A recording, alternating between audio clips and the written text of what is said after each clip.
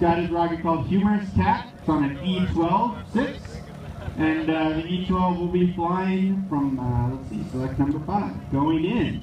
5, 4, 3, 2, 1. Very nice. Love the smell of black powder in the morning. And there is our parachute. That'll be coming right back toward us.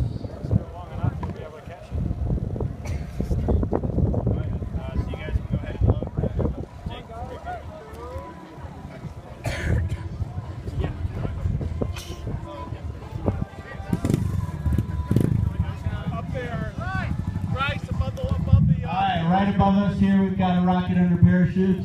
It's coming nice and slow. It'll probably end out kind of near the porta potties there, maybe a little farther to my left, your right, facing me. So just heads up, just a little low power rocket, nothing to worry about. I'll be out there.